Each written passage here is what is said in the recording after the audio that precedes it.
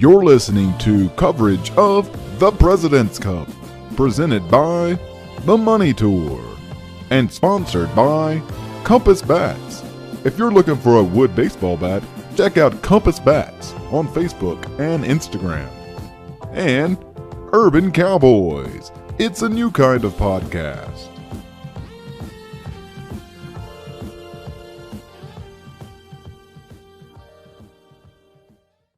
Hey guys, thank you again for tuning in and listening to the podcast coverage of the President's Cup presented by the Money Tour. We're excited, guys. Week 1 is in the books. It's kind of puts us in a situation where we kind of see one team jump out ahead by a little bit and one team kind of struggling out the gates. And so it's going to be week 2 is going to be very telling of how certain teams bounce back, how certain players bounce back, and kind of seeing what's going to happen in the near future. This week is going to be a little bit different, as last week was 4-ball in a situation where a player on a team could run the table for their team, could just play straight up good golf for 18 holes and be the player who kind of won the match for them, and one player could be off and they could still take home the cake. That's not the case this week. This week was alternate shot. We need both players to be on in order to win a game. It'll be interesting to see how the matchups are a little bit different here. You don't necessarily have a top-heavy player with a lower-ranked player, but rather you might set a team up with 2 really good players so they can compensate each other, so they can supplement each other's shots and kind of go from there to make things happen for their team. Like I said, guys, we're excited to have week 2 get ready to go here. We're playing at Pine Valley Golf Club this week for foursomes for the alternate shot. The conditions are going to be, wind is going to be medium. The wind's kind of whipping a little bit, but not too bad. We're at default for the greens, and they're going to be moving pretty quickly, and the green speed is going to be fast, and the pin locations is going to be 4, and they're playing from the tips from the back tees this week for alternate shot at Pine Valley. A little bit about Pine Valley. Pine Vallly is voted one of the best courses in the world multiple times.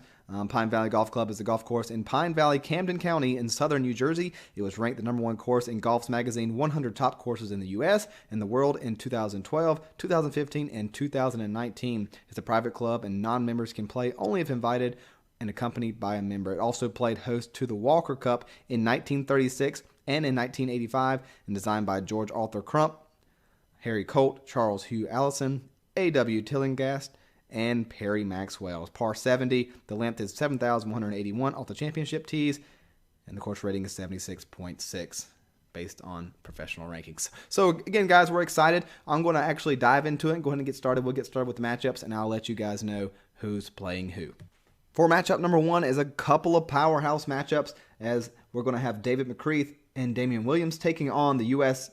players of Zach Zimmerman and Chris Hinkle. It's going to be an interesting one. That's going to be one that everybody's going to have their eyes on, as that's going to be 2 or 4 of your higher ranked players in the tournament going head to head in round number 1. And match number 2 is going to be Jacob Robotham and Cathal O'Sullivan versus Jerry Smith and Jason Nichols. Another top tier matchup. And the way this is kind of the transcending of how the matchups are going to work. You're going to have a lot of your early matches are going to be kind of your better players, kind of your matches that you're kind of putting it all on the table there, trying to win that matchup. And like I said, with David McCreath and Damian Williams, what a powerhouse team taking on, again, another powerhouse team of Zach Zimmerman and Chris Hinkle. And that's kind of it looks like both teams are approaching it the same way. They're going to put their best, or try to put their best 2 players, players that can, supplement each other and complement each other on the course, because you want to win those points, especially on an international team. You can't afford to dilly-dally around right now, as you're down 3 points after week 1. And matchup number 3 is going to be Daniel Allen versus Paul Rigby, versus David Harold and Dustin Kiger. Match 4 is going to be Ian Cook and Josh Hyde taking on Rick Fazio and Andrew Ziller. Next matchup is going to be Junior Conway and Matt Common versus Jonah Crenshaw and Chad Scher. Next one's going to be Andrew McAviker and RJ Santiago versus Philip Lincoln and Robert Bisagno. Got a couple of new players here in this matchup. Next is going to be Sam Burns and Nick Shelton versus Colin Ewan and Larry Tolliver. Andrew Wills, Alam Barzravmovic, I'm butchering that, and I'm so sorry about that, versus Jeff France and Justin Brenner. Gilbert Cobb and Robin Baker will take on Mark Herring and Scott Davis. Matthew Peterson and Andrew Ziegler will be taking on Ryan Fitzgerald and Jason Harvey. And Ewan Hendry and Martin Stein will be taking on Joe Jensen and Austin Bellis. Like I said, we got a few new faces, a few new names in this tournament. So this week, so it'll be interesting to see who is going to take the cake there. 11 points are up for grab here in week 2, and we're excited to see which side takes advantage of that. Looking back to last week, for me, my predictions were it would be 6-4 in favor of the U.S. team, and more or less worked its way out there in 6.5 to 3.5 from last week. And so the way it kind of broke down was, in my head, I gave the advantage to the Americans based on a couple of swing games. I gave the U.S. team a couple of the swing games, but looking back on it and now looking at the final results, it looks like this. So Cathal O'Sullivan and Junior Conway were unfortunately taken care of by Zach Zimmerman and Chris Hinkle, kind of a 3-up. Kind of not really what I expected. I gave the U.S. I gave the U.S.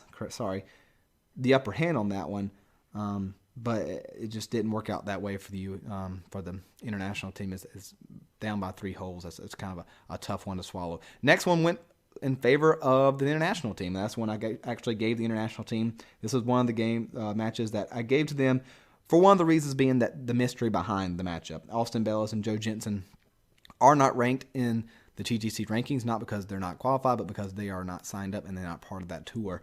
And so I was unsure of the matchup that would be provided, and unfortunately for the American team, and they just didn't really show up and show out. And Andrew Ziegler and Daniel Allen took care of business there, winning 3-up. Next one was Gilbert Kolb and Paul Rigby taking on Jerry Smith and Ethan Helmsman. And that's another one I actually gave that one to the American team. Jerry Smith is kind of the one I hinged that on. I kind of hinged that Jerry would be the one to kind of carry the U.S. team on that one.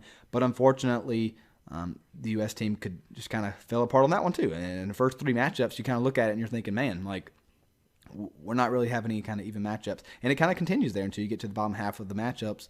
It was kind of top-heavy and wasn't really that close of matches throughout the first few setups. Next one was Andrew McViker and RJ Santiago taking on Jason Nichols and Samuel Spencer. And that's one that Jason Nichols, I kind of put a star by that one to watch Jason and see how he was able to guide his team. And that's the case there, as they're able to take a 3-up victory versus the international team. Next one was Matthew Peterson and Matt Codman taking on Doug Jones and David Harold. Another one the Americans were able to take on, and another one I gave the Americans as kind of a mystery as to what Matthew Peterson was bringing to the table, and not really knowing what Doug Jones brought. But David Harold was one that kind of caught my eye as to who I thought would carry that matchup. Next one is Sam Burns and Joshua Hyde taking on Rick Fazio and Scott Davis.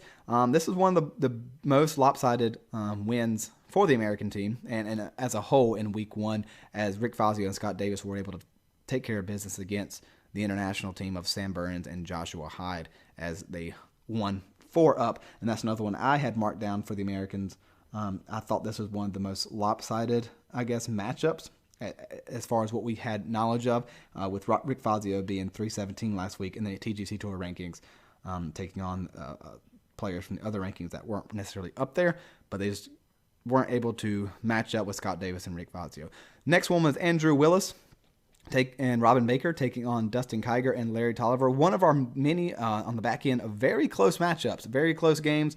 They were fun to watch, fun to kind of see how they planned out, and that one went in favor of the United States, as they were able to win by one hole on that one. And that's actually one I also gave to the Americans. I didn't think it would be this close. I kind of gave the edge up to the U.S. because of Dustin Kiger and Larry Tolliver both being ranked higher than Andrew Willis and Robin Baker, but they were able to bring it tight, but Dustin Kiger and Larry Tolliver were able to pull that one off. Next one is Jake Robotham and Nick Shelton taking on Jonah Crenshaw and Colin Ewan. This is one I actually gave the international team, and one they were able to take by one match. Or one hole, correct me, one hole. And so that's another one that was kind of a toss-up. It could have went either way, but it was kind of, I was assuming Jacob Robotham would be the one to kind of lead the way there, but Nick Shelton showed up and showed out for the international team, as he's able to help guide the team to victory there in the matchup number 8. And that matchup number 9 was Jack Williams and David McCreath, one I kind of assumed they would run away with against Chad Scher and Andrew Ziller, but unfortunately for the international team, that was not the case. David McCreath was not able to lead his team into victory for matchup number 9, as they fell at the hands of the American team at 1-up or one down from the American team. The last one ends up being Damian Williams and Ian Cook, another one I kind of gave to the international team that I assumed they would kind of run away with in a sense, and they were unable to win that one as Ryan Fitzgerald and Jason Harvey were able to sneak out a half-point victory. And I say victory because I think that is definitely a half point that the American team will take in a matchup like that. All right, we're moving on to the next matchups, and we're excited to see how it's going to turn out, how it's going to look. But before I do that, I was able to actually sit down with the captains for each side, the international team, and I was able to sit down with the captain of the American team. The international team's captain is Jack Williams, and the Americans team captain is Ryan Fitzgerald. So I'll go ahead and step aside real quick, and I'll let you guys listen to what I was able to talk to them about and what I was able to get out of them for this upcoming week and looking back on last week. All right, I'm here with Ryan Fitzgerald, the captain of the American team, the U.S. team, and Ryan, I thank you again for being on the show, and I just want to talk to you for a second. Congratulations, first of all, for a 6.5 to 3.5 point win over the international team in week 1. That's a big 3-point advantage going into week 2. But looking back on last week and looking forward, what are some bright spots, kind of looking back at week 1 that you would say that you're kind of proud of as for the U.S. team? Through week 1, I think getting out to that 6.5, 3.5 lead is just huge. There's so many good players in this event. And what's fun is that guys really seem to be supporting each other. So it's great. Yeah. It's a lot of fun to see. It's also motivating because you really want to feed into that momentum. Oh, yeah, definitely. So that's been just fantastic from the U.S. side. I think another bright spot for the team is if you look at the matches that went to the 18th hole, the U.S. won 2.5 to 1.5. And getting those close matches is just really big. I'm going to start with Dustin Kiger, Larry Tolliver. They won hole 18 in the match after being 1 down through 15. I think that was a massive point. I think you look at myself and Jason Harvey. We were 2 down with 2 to play against a very good, highly rated TGC Tours world team, and found a way to win both 17 and 18 and got that half point. Otherwise, those 4 close matches would have been tied. And then finally, you got to have a big-time shout-out to Ziller and Cher. They were 1 down after 15 to a team that had the number 2 player in the world on it. And they found a way to win 16 and 17 and get a full point. It was a really exciting, fun match, and really fantastic for those guys. And yeah, those points are definitely huge. Those points are definitely big. The ones you can, like I said, the tight ones, the ones that you don't really expect to get, even if you can get a half point out of those are the kind of ones that can be the real momentum swings for your side. And next thing I want to ask you is, what can you guys look to improve on? I mean, obviously you won by 3 points. I'm sure there were points that you feel like you should have had. Also points you got that you didn't really expect to get. But as a team, as a whole, and you as a captain, where do you think you guys can look to improve on this week? I think it's more about just keeping the momentum going. We have a lot of guys. And a lot of new guys from round 2 with some tough matches. So I think we just need to get off to a hot start again in round 2 and see if we can just get that field going again, get that momentum going again.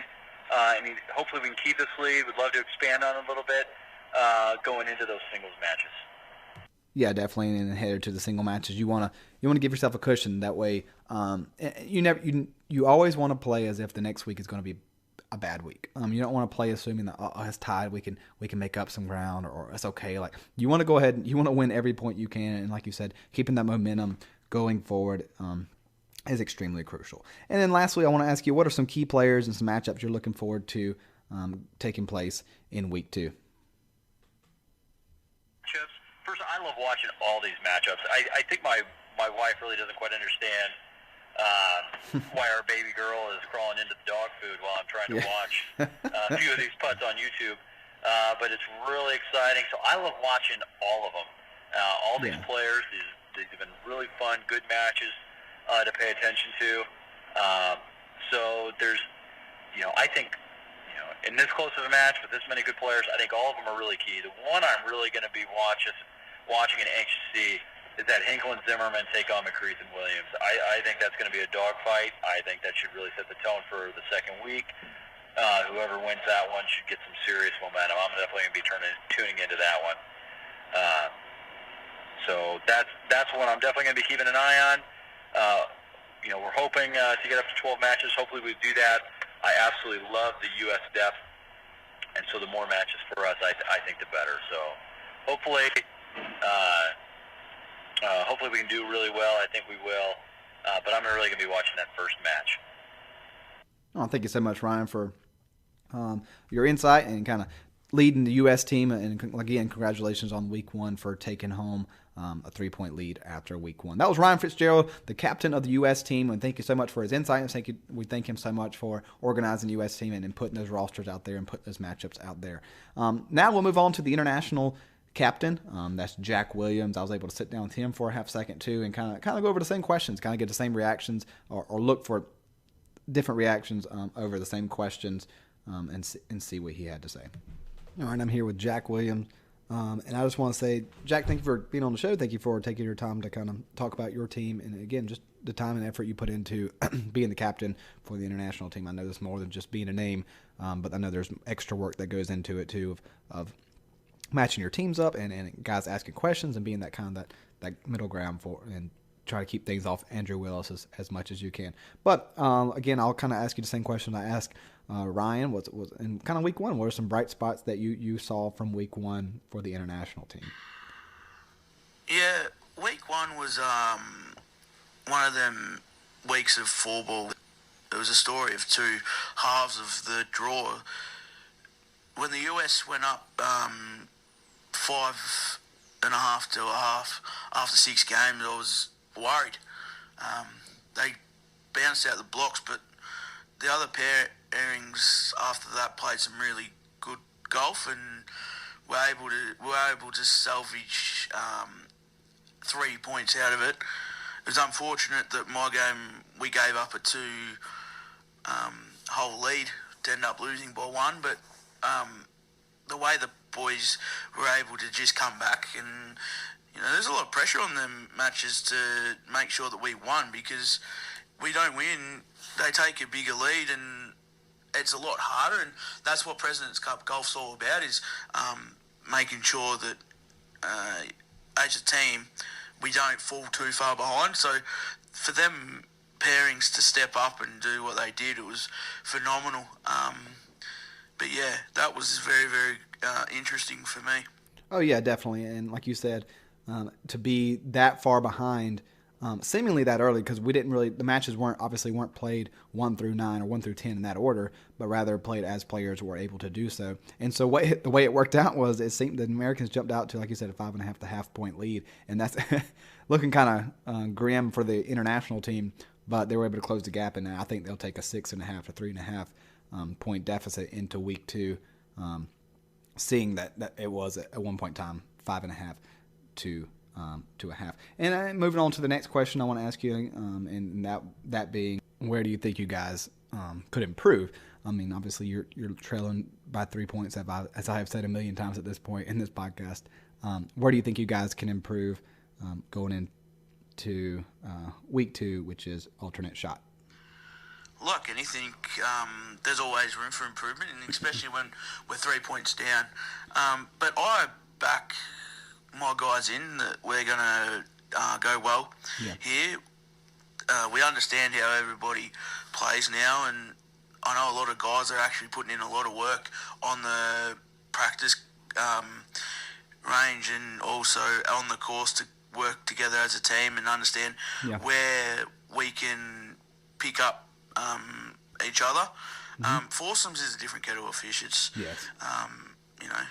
it's alt shot, so you've really got to be on your game. So I think as a unit, that's what they're focused on this week. I haven't really told them anything. I've just wished them luck and told them that they can do what they can do. But I've seen a difference in the boys this week as compared to early on in the season that they want to improve, and the competition started a little slowly and worked its way in now, and they're playing well. They can only improve from here. So as anything, improvement comes as a team wholeheartedly, and I'm really looking forward to just seeing guys that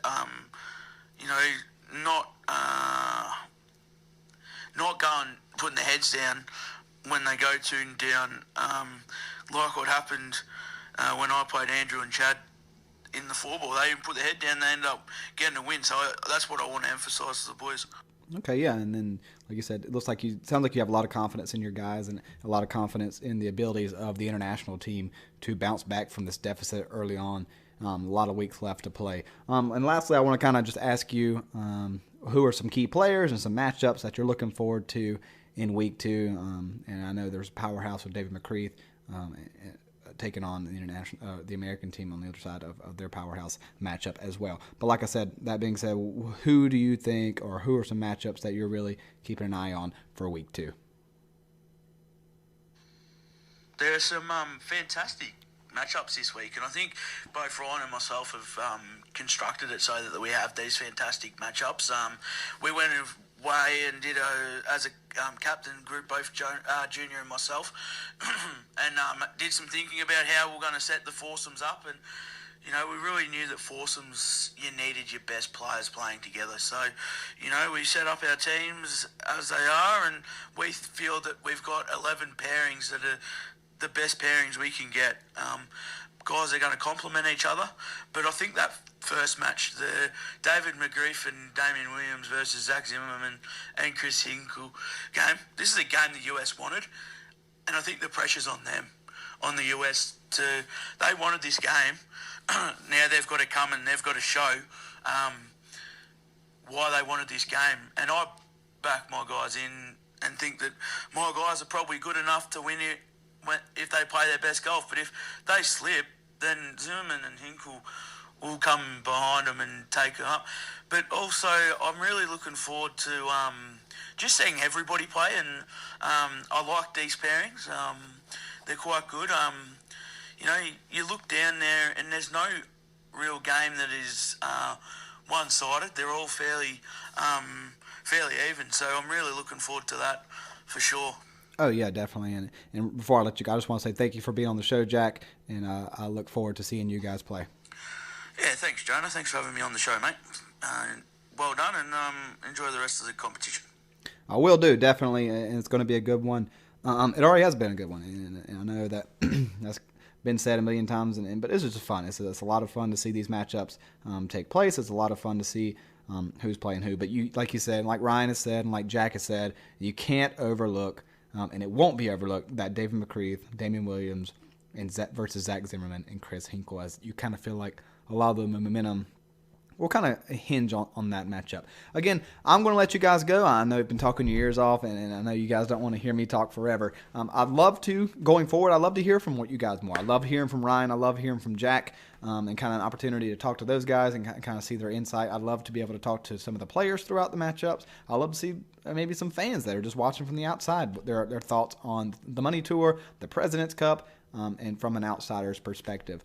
But again, I want to be able to make this show as best I can for you guys, so make sure you comment on the video that Andrew Willis will post, and just let us know like what we can do better, some things you want to hear, things you don't want to hear, things you get tired of hearing, and what we can do to improve on week to week. This is something I really enjoy doing, something I enjoy letting you guys hear and kind of give you guys a little more depth to this President's Cup and a lot more fun behind it. That being said, I also would, if you guys could do me a favor, all of those who are hosting the YouTube page, if you guys could do us a favor, if maybe you could screenshot that last page that has who won the hole, who tied the hole and stuff like that. If you guys could send your scorecards to Andrew Willis, a screenshot, that would be awesome. That would really help me out and allow me to put more depth into the conversation here as well. Again, all that being said, my name is Jonah Crenshaw, and thank you guys for tuning in and listening. You've been listening to the President's Cup coverage. I'm Jonah Crenshaw, and I look forward to hearing you guys or speaking to you guys next week.